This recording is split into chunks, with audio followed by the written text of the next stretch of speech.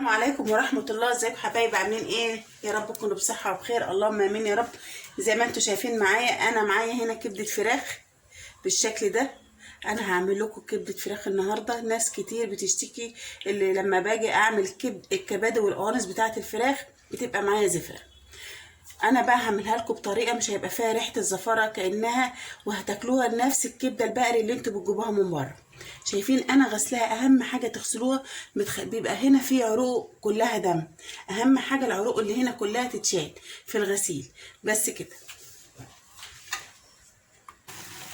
انا معايا هنا على بوتاجاز ميه بتغلي اهو زي ما انتم شايفين كده.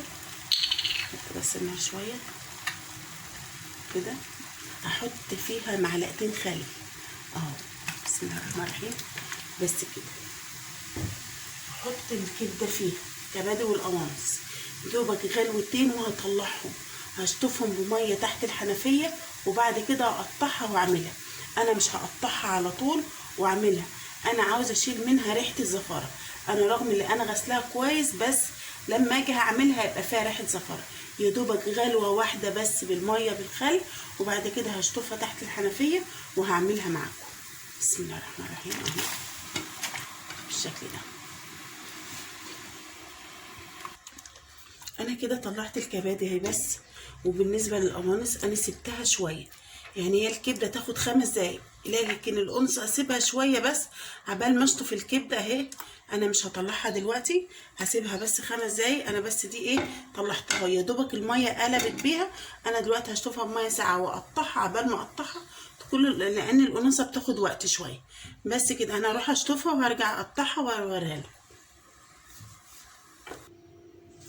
بعد ما عملت الكبده انا ما سلقتهاش، انا يا دوبك حطيتها في الميه بخل غلوه، وبعد كده طلعتها شطفتها بميه اهي لسه نيه اهي، هي ما استوتش. والقنوصه برضو كمان شايفين هتحطها بالشكل اللي انتوا شايفينه ده. بس كده. انا معايا هنا اللي هتديني طعم الكبده البقري، واللي يدوقها ما يقولش دي كبادي وقوانص فراخ. معلقه الدهنه دي دهنه بقري انا بشرها عشان خاطر ولادي ما بيحبوش الدهنه وكده، فانا ايه ببشرها واحطها، وولادي ما بيعرفوش يعني. ومعايا معلقه توم اهي، ومعايا فلفل اخضر واحمر حراقين. بالنسبه للتوابل، ربع معلقه صغيره اهي فلفل، ربع معلقه كزبره، ربع معلقه كمون، حبه شطه صغيرين ناعمين. بس كده. ابدا بقى هنا احط الزيت.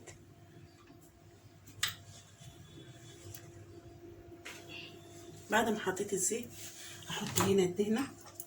بسم الله الرحمن الرحيم اهو. هتديني طعم الكبده اللي هي البقري، والدهنه مش هتبان فيها. بحط شويه توم، محطوش كله في الاول. شايفين ازاي اهو. اول ما اشم ريحه التوم ابدا بقى احط الكباب والقوانص.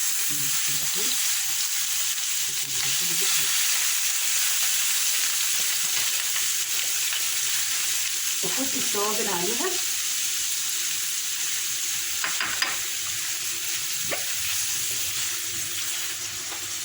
احط بقى بقيه الثوم عليها اهو، معلقه الثوم اقلب اهو.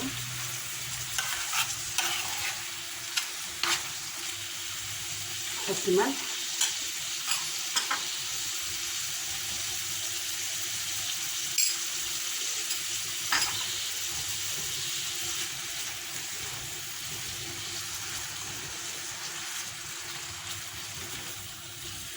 احط بقى الفلفل الاخضر والاحمر عليها.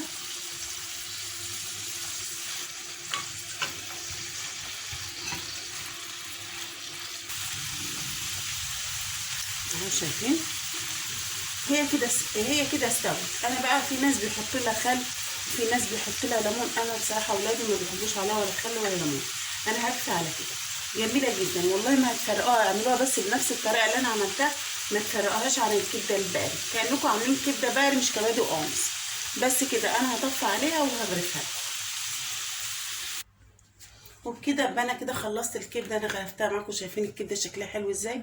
والله العظيم لو عملتها بنفس الطريقه دي كانكم بتاكلوا كبده بقري، مش كبادي ولا قوانص. انا كان عندي كبده في الفريزر، كل ما اجيب فراخ احط الكبده في كيس كده مجمعاهم وبس كده، عشان انا اولادي ما بيحبوش الكبادي والقوانص. بالطريقه اللي انا بعملها دي ما بيعرفوش اللي هي دي كبادي وقوانص الفراخ. بس كده انا خلصت الفيديو. يا رب الفيديو يعجبكم، ولو عجبكم الفيديو يا حبايبي ما تنسونوش بالاشتراك واللايك وتفعلوا الجرس عشان يوصلكم كل جديد. والسلام عليكم ورحمة الله.